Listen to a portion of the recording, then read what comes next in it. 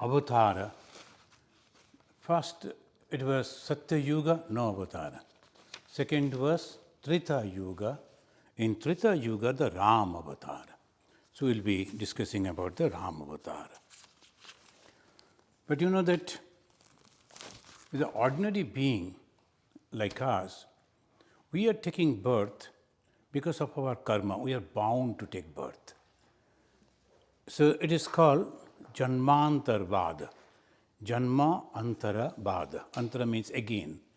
So we are again and again taking birth because of our desire, to fulfill the desire because of our karma, and to either to suffer or to enjoy the karma. So we cannot go beyond that. But the God-Incarnation is not like that. They come of their own. So they come only to give us the guidance.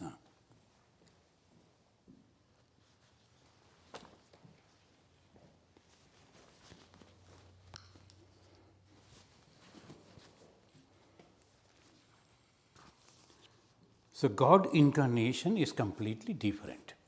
It's called avatara in Sanskrit. Avatarana, coming down. So down from where? Just as if they are somewhere in the above, they are coming down. There's Baladev Vidyabhushan, a great scholar. He has given a beautiful definition of the avatar. And he says in this way, Avatara means aprapanchat, prapanche avataranat. Aprapanchat. Prapancha means manifested. Aprapancha, unmanifested. From the unmanifested, when it is manifested, that is called avatar. Avatarana, as if it is not coming down from anywhere. It is all over here, but unmanifested. The moment it manifests, it is called avatara. The aprapanchat prapanche avataranam is avatara. Now, what is the purpose of avatara? Purpose of avatara is to establish the righteousness, dharma sthapana. To establish the righteousness. How to establish the righteousness? In two different ways. One, by protecting the good and punishing the bad. When he is punishing the bad, removing the bad, and also protecting the good. Vinashanam dushkritam. So he will be destroying the all bad doers, and paritranaya sadhunam, and saving the sadhu. Now, who is a sadhu again? How can you, that God has to understand that he is a sadhu or no? The sadhu means those who think about others, pray for others, help others. So that is called sadhu. Sadhu means the good, the best. Why? Because it is sometimes emotionally we think about others, we help others. But when we know that particular person is nothing but the form of God, and that is called spiritual enlightenment. We all are feeling for others. In this country, when there is an accident, people do not go to rush over there to help. They call 911. Advanced country, they have all arrangement. Immediately people, they come, train up people, they help. But the countries like India and all, who are trying to develop, what they do, local people who are around, they are all run over there. They will try to help people. Sometimes they damage also, as because they do not know. But even then, they go rushing down and helping them. So these are the different way we are also helping. How God helps, gives us the right thought. It says in the Bhagavad Gita, the Lord is helping us. How He is helping us? That He will come down, He will do all our job. No, not like that. He'll give us the right thought. It says, Buddhi yogam dadam maham. I give the buddhi. Buddhi means the right, the decision. The mana buddhi, mostly you know, Mana means when we are not decisive, thinking what I should do and why I should not. And when I can take the decision, that's called buddhi. So he gives that buddhi, decisive faculty. You must do this, you must do that. It comes in the mind. And when you are taking up that, when you are doing that, you are correct. But when there is a doubt, shall I do it or not, know it for sure, that is not God's buddhi. And when the God gives the buddhi, there is no doubt at all. You feel convinced, I am doing it. So this is the way. Now what is avatara? Unmanifested, manifesting. That means he is everywhere, then suddenly he is just manifesting. Why? To protect the good doers and to punish the wrongdoers. And how he will protect the good doers? By giving the buddhi. And how he is punishing the wrongdoers? In two avatars we found that actually physically punishing them, and in the third avatara transforming them. So we will come to that. Let us begin with the Sri Ramachandra. Now I will chant and then please repeat after me at the beautiful pranam mantra of Sri Rama. Apadam apahartaram dataram sarva sampradam lokaviramam Sri Ramam bhuyo bhuyo namamyam Ramaya Ramachandraya Ramabhadraya Vedase Raghunathaya Nathaya Sitaya Pataye Namah. Om Shri Sita Lakshmana Bharata Shatrughna Hanumat Sameta Sri Ramachandra Parabrahmane Namaha.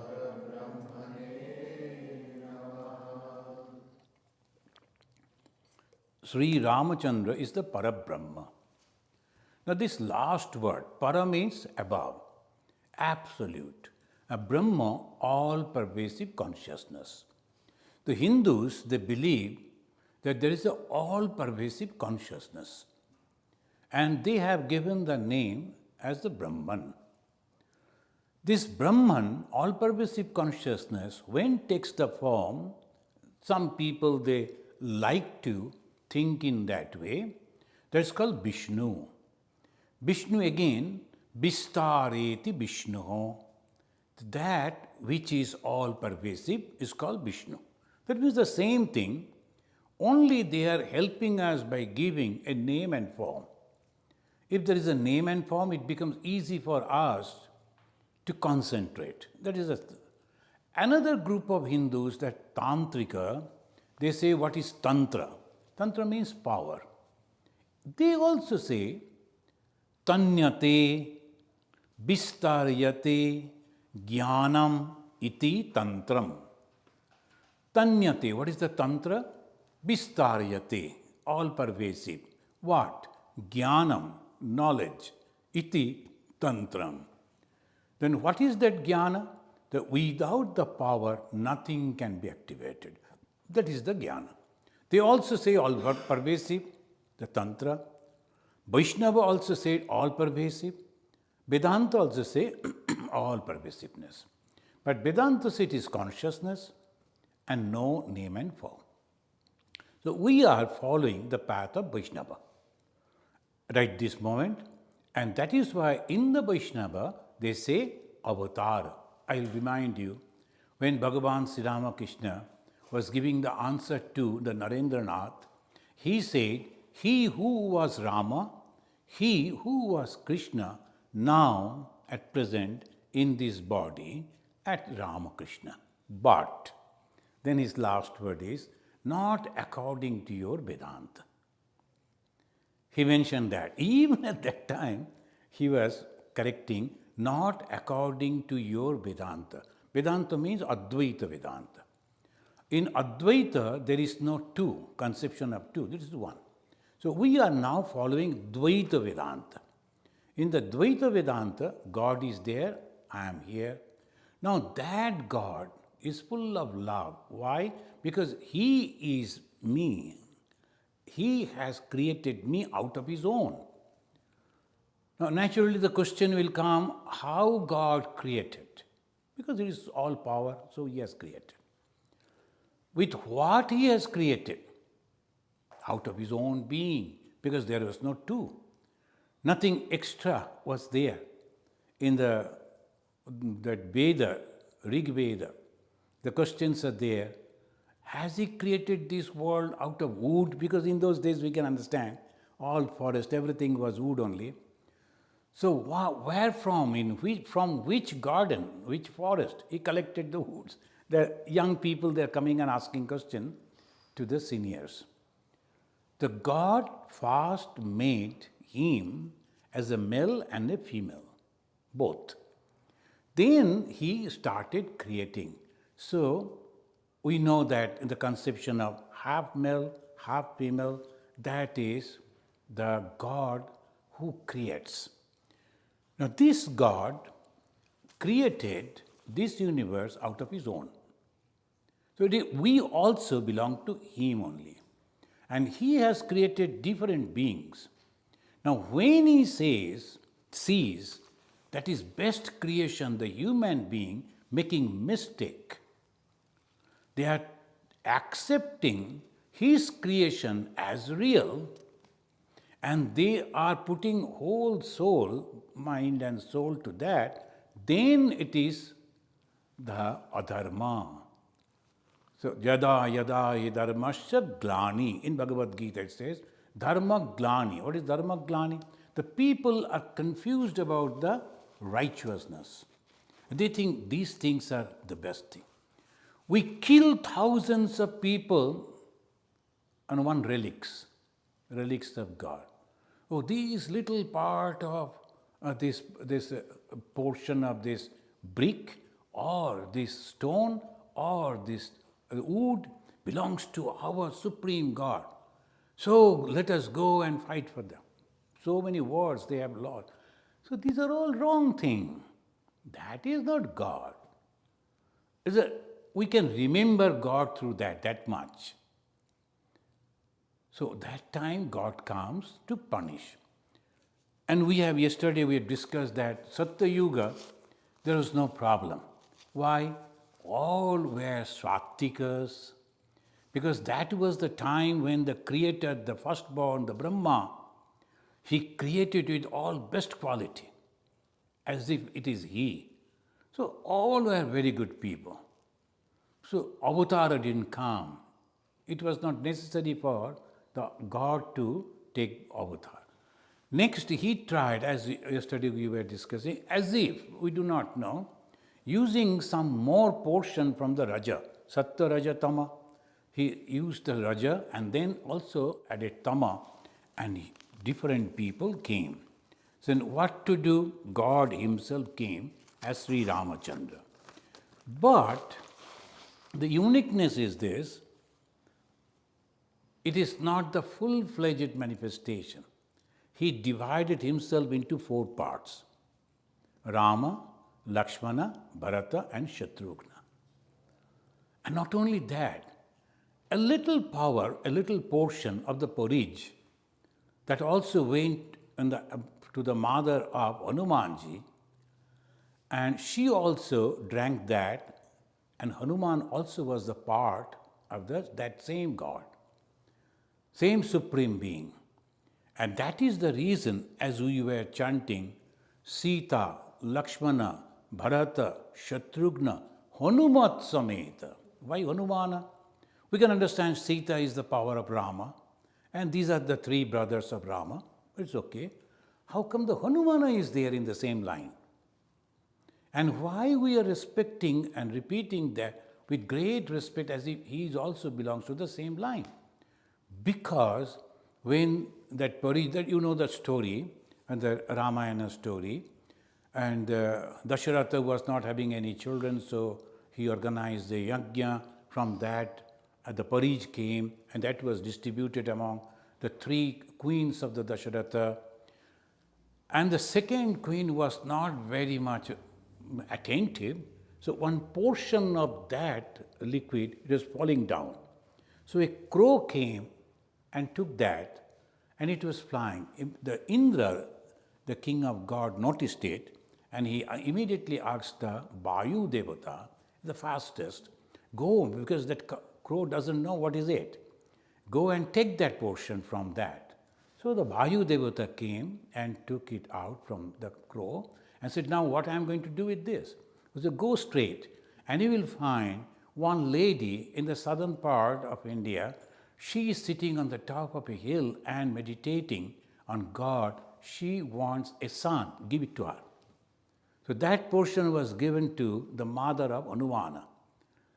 And that is why it's called Pavanaputra. Hanuman is the Pavanaputra, means the Pavana, the air god. The air god carried that, so Pavanaputra. Putra means son. He was the son of the god, but in this sense. So this Hanumana also belongs to, the Sita is the power of the god, so Sita is there. Then Lakshmana, Bharata, Shatrughna. So the god divided him into these three brothers. They became totally four, and little part Hanumana, Sita. This is the total family that they came. Why? It was not necessary for the god to manifest his whole power. The majority of the people were good, they were also doing. Only thing, civilization was developing.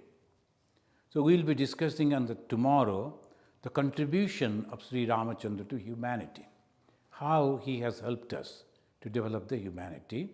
And this is Ramachandra. What he did, he manifested, and then he lived a life. And by that way, he started establishing the religion. And when he was establishing the religion, he was protecting the good and punishing the bad. I will just remind you a little these portions that it goes.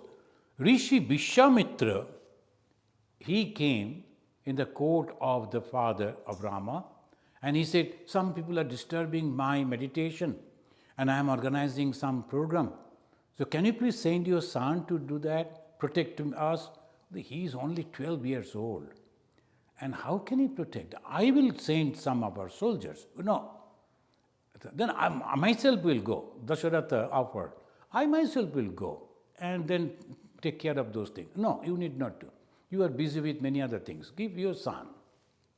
Why? He wanted to train him. Vishwamitra knew why the Rama has advented, why the Rama has come. Who is this Rama? So he wanted to train him up under the pretext of all this.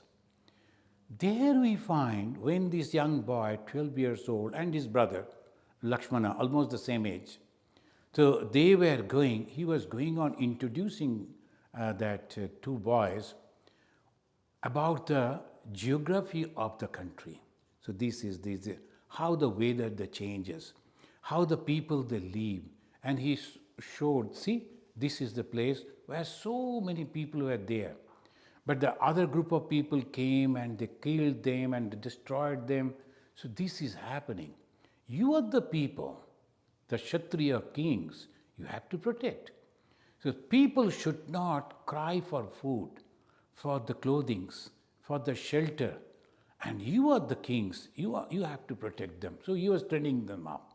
Not only that, he was giving the training with the military training also.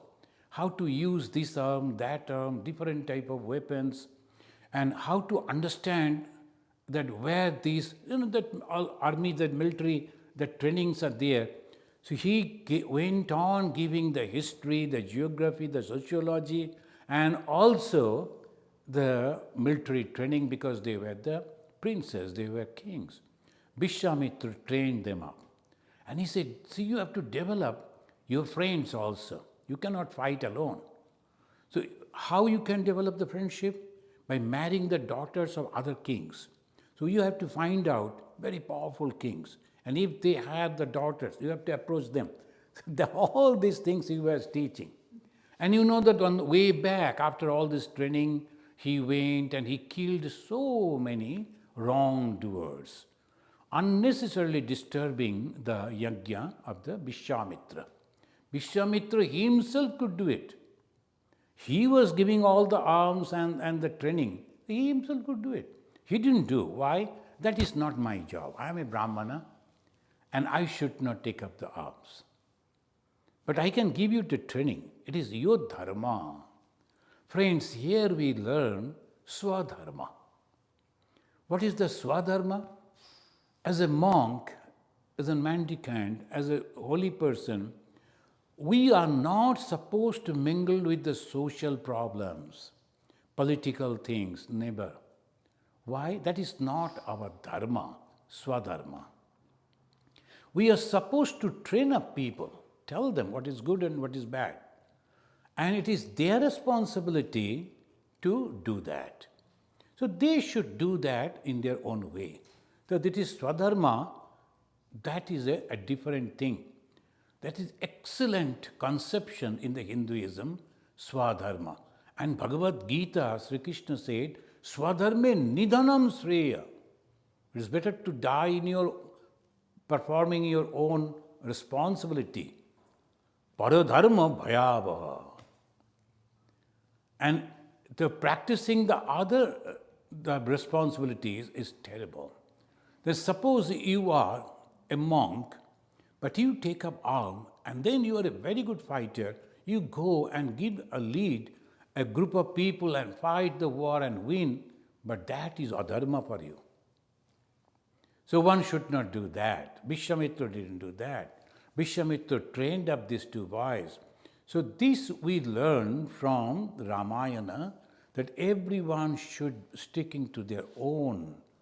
Vishwamitra, though he was a very good warrior, but he didn't do that. He only taught. And Rama, though he was only 12 years, 13 years, had the confidence, and he really punished him. So first work that he did of punishing the wrongdoers in the ashrama of the Vishwamitra. The Vishwamitra Muni. Then Rama came back after marrying the Sita, and we know all the story. And when he came back, and afterwards, and the father was very happy. Now I am old, if better Rama should be the king. The coronation ceremony, date was fixed, everything was going on well. But some jealousy came and all this story. Maybe tomorrow we can touch up those stories. Rama was compelled to go. He was asked to go. The 14 long years in the jungle.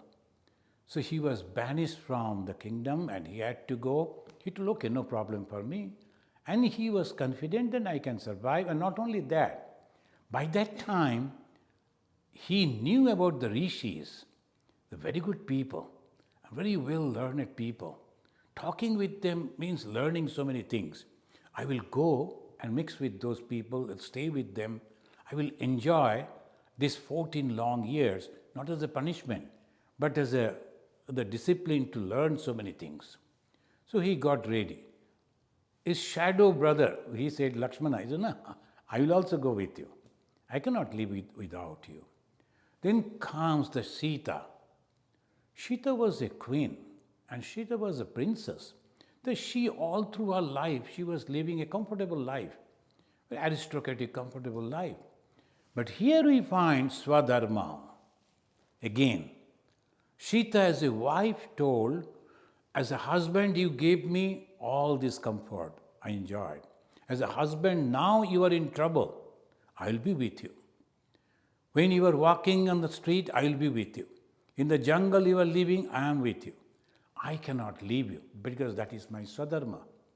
And as a husband to protect me, naturally question of protection, that you are a lady, how can you survive over there? But I will survive.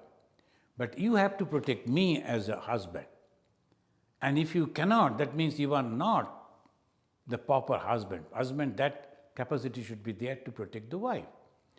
And at the time of marriage, you have taken the oath that all through my life you will protect me. And I have taken the oath that all through my life I will follow you as a shadow of yours. This is the husband-wife, that is the relation. So, swadharma we find. So, Rama had to accept the argument of the Sita, and Sita also got ready.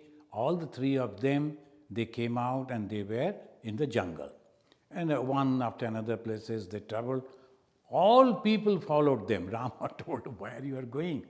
In the jungle, if you go, that will be no more jungle. There will be again a city. You remain over here. I will come back after 14 years. It's not a long period of time. I'm going to come back.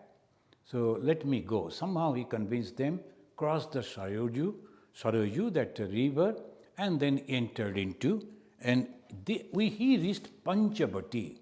One after, if you read the Ramayana of Valmiki, the beautiful descriptions of all these places.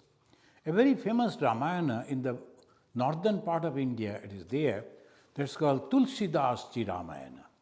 The Tulsidas Ji Ramayana, it is the Goswami Tulsidas Ji. He used to meditate on Sri Ramachandra, and he used to think that he is with Rama, as if traveling, he can see, like that. But it is imagination. That is Ramacharit Manasa. That is the manana. He used to do the manana meditation. But actual Ramana was composed by, written by the Valmiki. So by Rishi Valmiki, he saw all those at that time, and in his ashrama only Rama's sons were born. He protected the mother Sita, and naturally he was greatly involved in that. So Valmiki is describing. Rama went into the Panchavati. And you know the Panchavati, there that thing happened. Surpanakha came. So when the Surpanakha came, that lady, it's not that she was not a good-looking lady. She was very good-looking. She was very beautiful. In those days, so please allow me to tell this, it was the system that the ladies should choose a man, not as a husband, just like to spend some time with the boy or the person. So that much. So that was the system, that was the norm. It was nothing wrong for Shurpanakha to approach Sri Rama, who was very good looking, very handsome, was I like to be with you.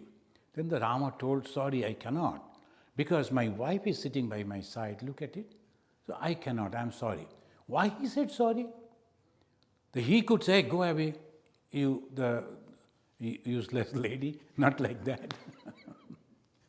He didn't say that. Why? That was the system, that was the norm. It was nothing wrong in it. Nothing wrong in it.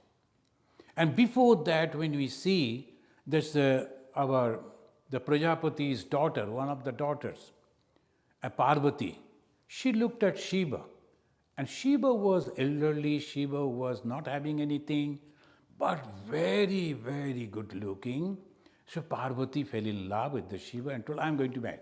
Parvati's sisters were there, his senior sisters. But Parvati told, I like to marry him.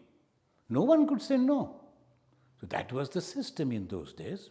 So this Shurpanakha came, and Shurpanakha told that I like to marry you, be with you. And then the Rama told no. And he said, you better try with my brother, Lakshmana. He is alone. And Lakshmana was in a different mood. completely. And that's why, first thing, he was very short-tempered. And secondly, he was in a mood to protect Rama and Sita.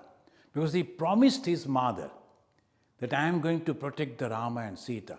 His mother promised me that you will look at Rama as your father, not as the elder brother. Dasharatha, that is the Rama. And the Sita is your mother, is me. That will be, so you should see as the father and the mother. You should protect them. So he was meditating on them in that way. And when this lady came, that disturbed. And obviously, the rage came, and a great mistake happened.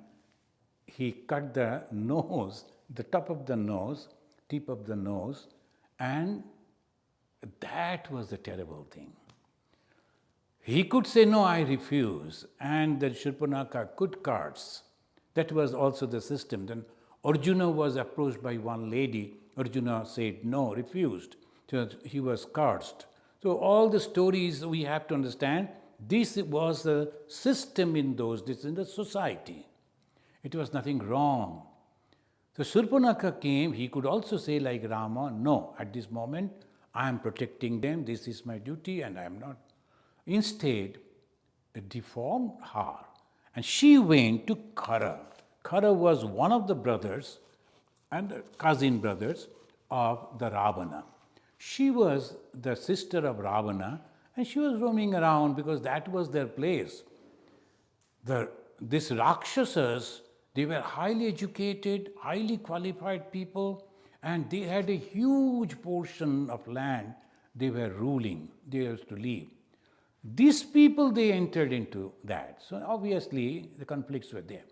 So that time, she went to the Khara.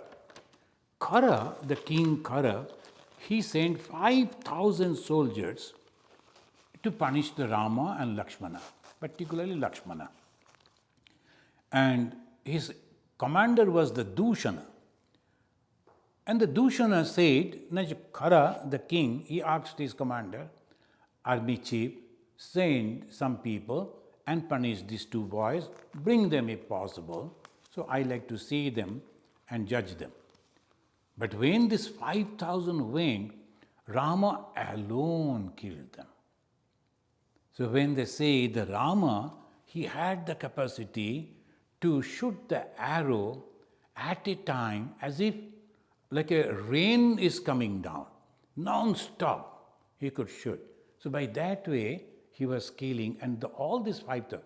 Another thing we should remember, in those days, bow and arrow was very sophisticated weapon. Very sophisticated weapon. Only few people they used to have that. Now, some of the weapons nowadays they are there, only 5 or 6 countries they are having. So they are the most powerful countries. Not all cannot have that. So like that, bow and arrow, only Ravana used to have, Sri Ramachandra was having. Even the Hanumana never saw that. How they used to fight, you know? Wrestling. By throwing stones. Or by mainly uprooting the trees and to beating with that. So just that very, so obviously not killing, injuring people mostly. But Rama's arrows, they were very sharp and they were dying one after another. 5,000 they're slain by the Rama over there. So that was the fast. This war is famous as Janasthana Yuddha. Janasthana war, there only one person who survived out of the 5,000 soldiers was Akampana. This Akampana, somehow he understood that it is of no use going to Khara. The Khara cannot do anything. So he went to the Ravana to testify that these two brothers are terribly powerful. And even the junior brother Lakshmana didn't join in the war.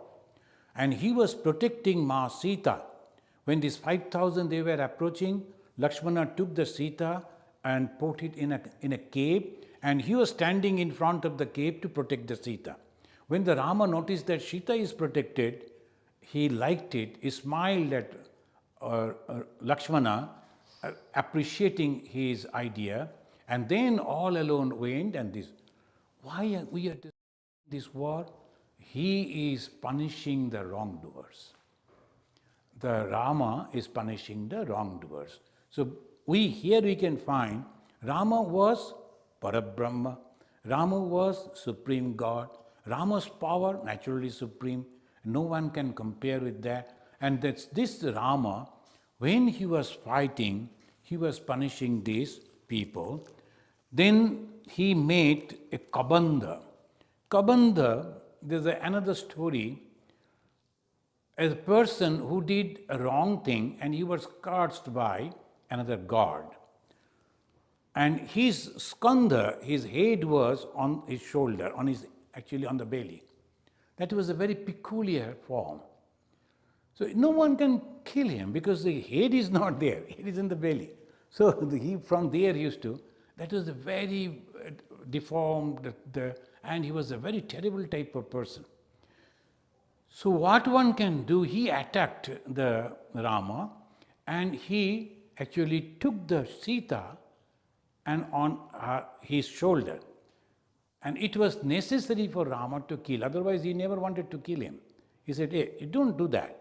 Put the Sita back. If you like to fight with me, fight with me. Why Sita? No, you have to kill me.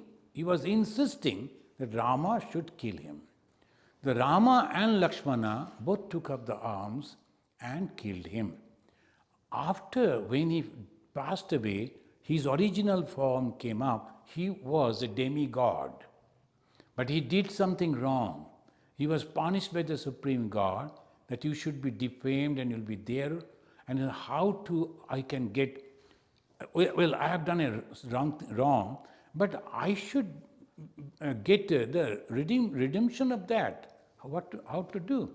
Ramachandra will come, and if Rama kill you, then only you will. So he was insisting that Rama should kill him. Then after the killing, he came out of his original form and he blessed Rama. He said, because of you, now I am going back to my original form and I will go to my own abode. Thank you very much. But I tell you one thing, this Khara, the Kabandha, he said that you must go to Kiskinda. All these places were there, and develop friendship with a king who is banished over there now, hiding in the jungle. Go and find out that king. The Rama went afterwards when the Sita was abducted. And here, the Rama was born to kill Ravana. So these all things are happening because of that. So just like a drama, things are happening. The Rama was born and Rishi Vishwamitra, all this training only to do that. This Ravana, he was the son of Maharishi Vishwasrava. Vishwasrava was a very famous and a great rishi. Not only rishi, Maharishi. The gradation we can understand, the Maharishi, he was the son of that, but still he was having a very bad character.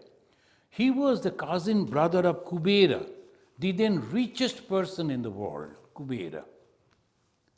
But even then, he went to Kubera and threatened him and took away his plane.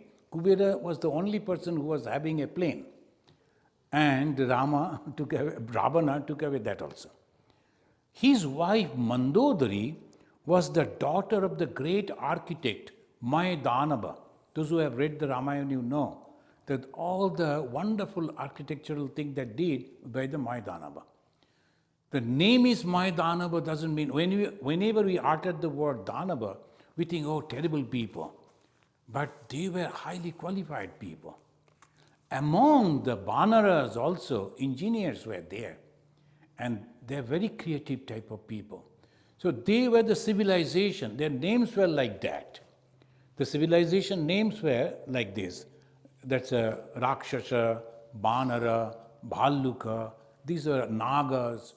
They were not serpents, they were not snakes, but the human being, their civilization was that by that name. The Mandodari was a very beautiful lady, and the Mandodari was the daughter of a great architect, Mayadanava. And this Mandodari was highly educated lady also. He was married to the Mandodari. But not that her father gave the marriage to. There also he went, threatened him to kill, and then forcefully married the Mandodari. And that was the Ravana. Ravana was very qualified and Ravana was very good looking. Now, I will give a testimony of the Hanumanji. He is talking about the Ravana. So why we are discussing this? Though he was having all these qualities, only one bad quality that he was having, terrible ego, tremendous ego. And that is the reason God had to punish him. Hanumanji, he went in search for the Sita and ultimately found Sita. And then after that he thought, very well planner, he thought, I must do something so that they become afraid. To conquer the enemies, first thing you have to create psychological fear. Oh my God, these people are very powerful. Oh my God, they are having so... They are 25%, 50%, they're already defeated because of the fear. So obviously he thought, no, before leaving this place, I should create something so that they start thinking about us and become very much afraid. The local people, the masses. So he started breaking and arsoning, almost he burned the whole city. And ultimately, Ravana sent some people, he could kill them. But he said, no, let me go and see Ravana. Who is Ravana? And if I can go and see, and he was confident, Hanumanji was confident, that no one can kill him and keep him bound, he is free. But he surrendered only to meet Ravana, to see Ravana, so that he can go back to Rama and report properly. That this is the enemy, he looks like this and all this. So he surrendered and they took him to Ravana, and Ravana was sitting on the throne. When they drag him there, as all the time they do, and Hanumanji looked at him and he was soliloquizing. That is written over here, Aho Rupam. When he first looked at the Ravana, he was taken aback. Oh my God, as a human, male form, but beautiful form. Aho Rupam. Before that, he has already met Sri Ramachandra. This person, this Hanumanji, he met Sri Rama.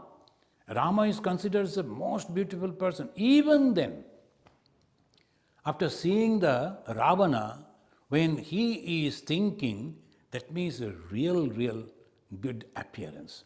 He said, Aho Rupam, how beautiful this person is. Aho Dhairyam, look at his qualities. Aho Sattam, and not only very handsome, so calm, so unique power that he is having. Aho Sattam, Aho Dutihi, the very attractive gestures. There's some people when they are looking, and about Swami Vivekananda, many, they have in their memory, they have memorized. When Vivekananda used to look, it was very difficult to take away your eyes from his eyes.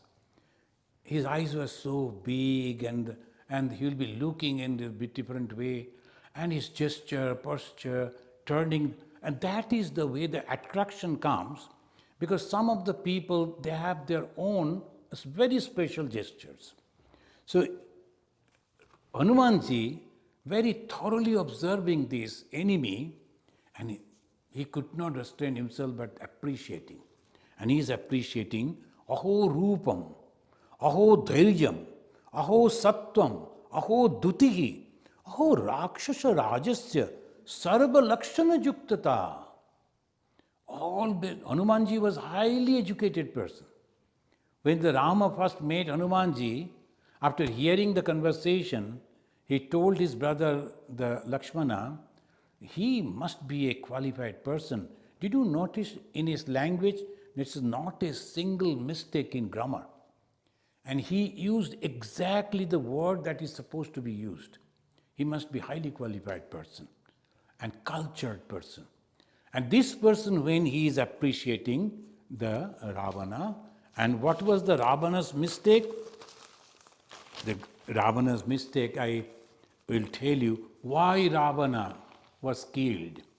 Because he tortured long back a king on a run. On a run was from the dynasty lineage of Ikshaku. And he was a very pious man, and he cursed him.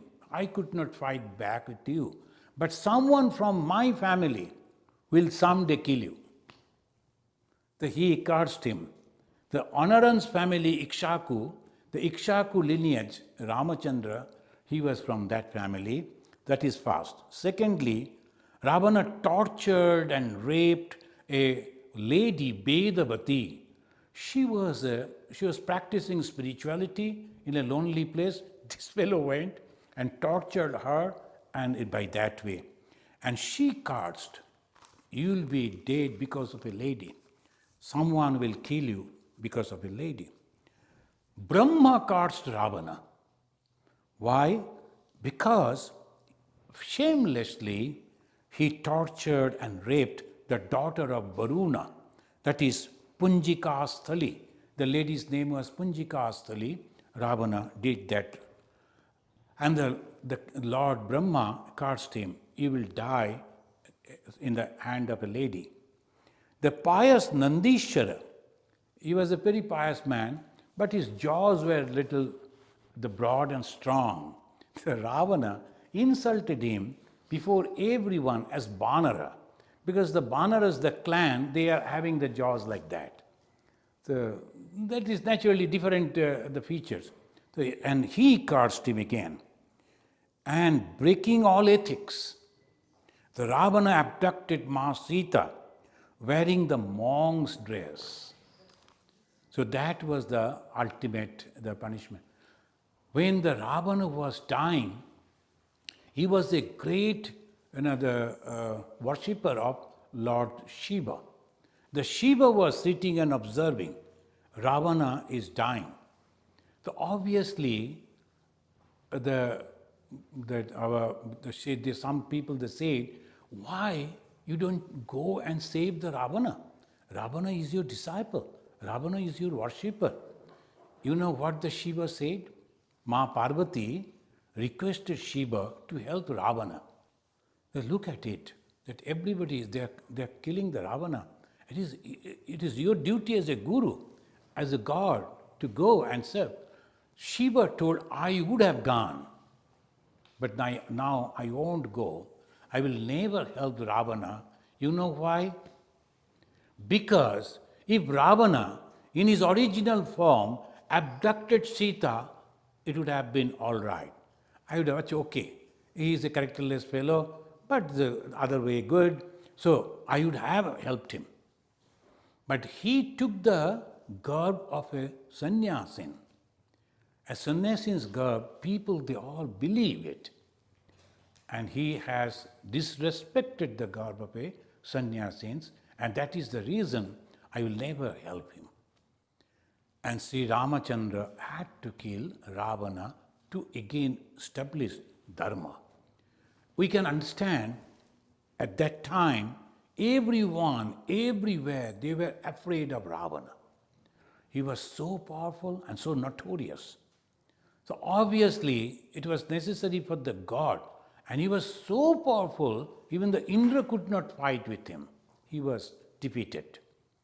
So the Lord had to come, take the form of Sri Ramachandra, and he punished him by killing him. Before killing, he gave the offer. After reaching over there, he sent his messenger. He told, you return back my wife. And I will ask that if you have not tortured her, I won't do anything. By that time, almost 80 Rakshasas were dead. The whole city was burned. Nothing was left. But we appreciate Mandodari never ever said any word about it. She knew Ravana very well. Not only that, she knew all these curses. She knew that Ravana has done all this and he is supposed to get the punishment, so never intervened. Oh, please, if she had come and prayed to the Rama, that she didn't do that. So the Ravana, he told, no, even if I die, I own.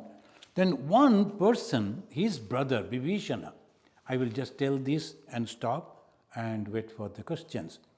It's Vibhishana, he told Ravana, he was the only person. No one could say. But the Vibhishana went and told not once, 3-4 times. And there's a descriptions when Ravana got up from the sleep in the night and he was taking a walking. The Vibhishana knew that this is a very good time for Ravana. He is in good mood and sycophants are not around. If you go and say something, sycophants immediately, no, you are a powerful man. Why? By that way they disturb. So this is the good time. Once he went and told Ravana, not as your subject, but as your brother, I have come. And I tell you, why Mandodari, the most beautiful lady of the world, your wife, why you have brought the Sita? Now compare with Mandodari. First. Second, you have done it in a very heinous way. If you had fought with her husband, and then I could appreciate, everybody would have been. But you have not done that. And you gave her the faith that you were a holy person. And that was also wrong. Ravana, you should not do it. The Ravana brushed him aside and said, don't come to me again. And if I see your face, I will kill you. Go away. Before leaving, he said this, I will quote, Purusha sulabha rajan, satatam priyobadinaha.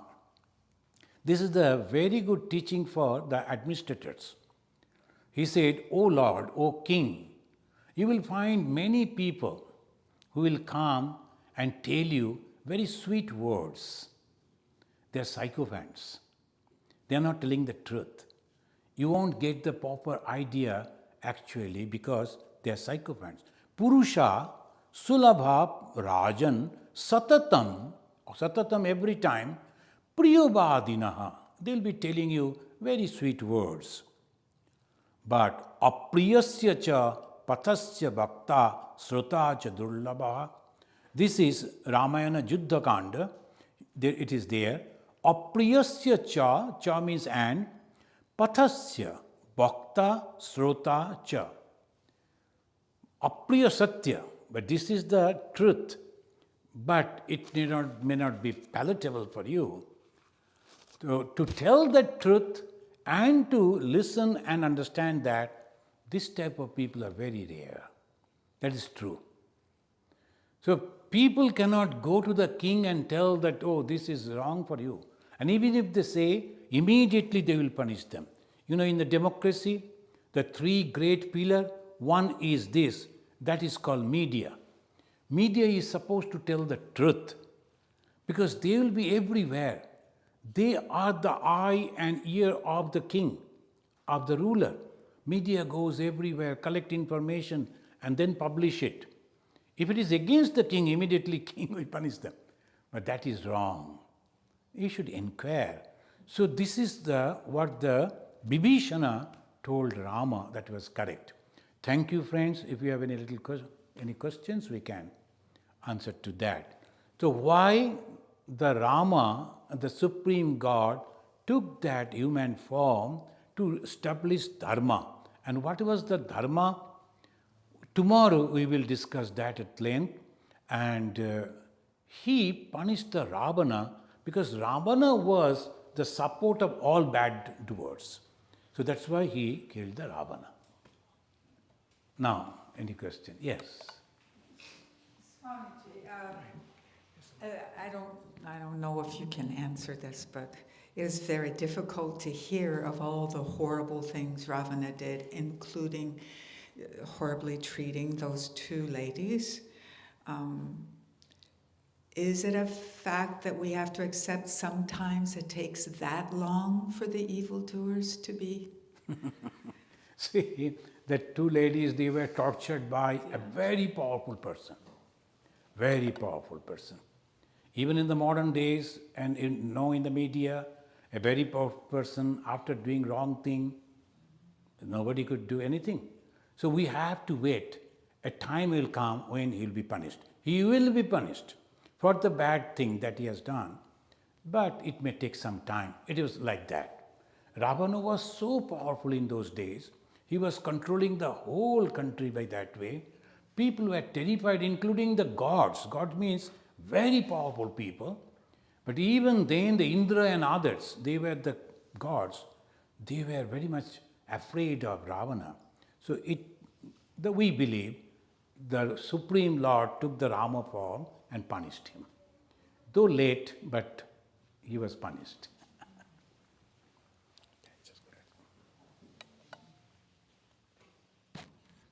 Thank you. Couple questions. It may not be well formed. If I understand, there is a adharma, that's why there was so much killing and bloodshed and stuff. If you relate that to what's happening in this age, where the Muslims can say the others are infidels, so they are waging a holy war. So how do we reconcile that? That's number one. Because even in the Gita, the whole thing is about war. So one side's truth is another side's lie and the other way around. So, and the second part of question is, if I have to imbibe Rama's top 3 or 5 qualities, that's why we call him the God, what would that be? Okay. Sorry. Actually, the quality of Rama, I was thinking to discuss tomorrow, because the Rama and the humanity, what is his contribution? You know what Rama, that is the keeping the words. Once you have given the word, you must keep. That is the first teaching and the only teaching of Sri Rama. So, another question, the other part, that is that you said that, of course, in modern time, when you think in that way, that is really, really terrible.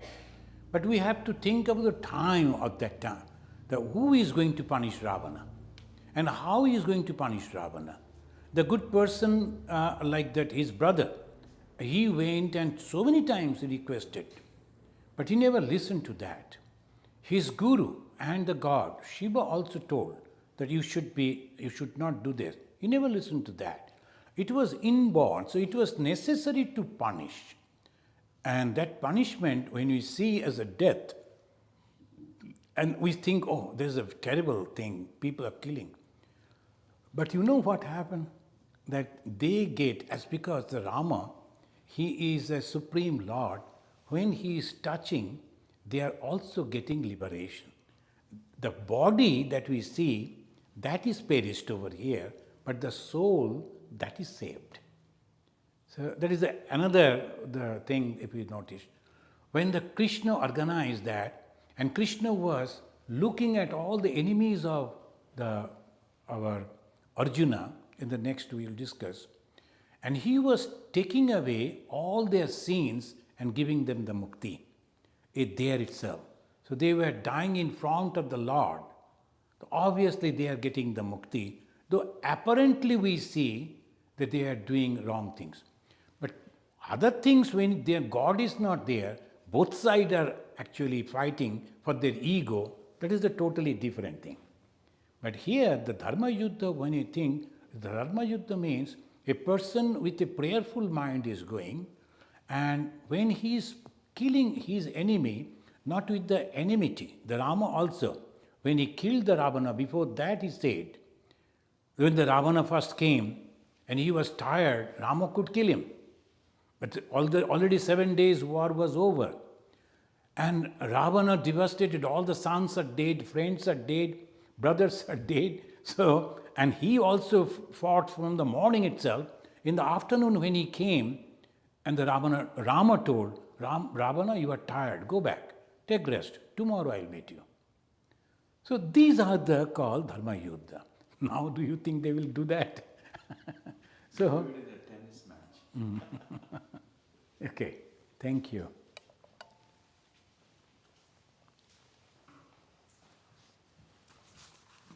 Thank you, Swami. Now we're going to take a half-hour break. We've got tea, water, and we'll give Swami's voice a rest.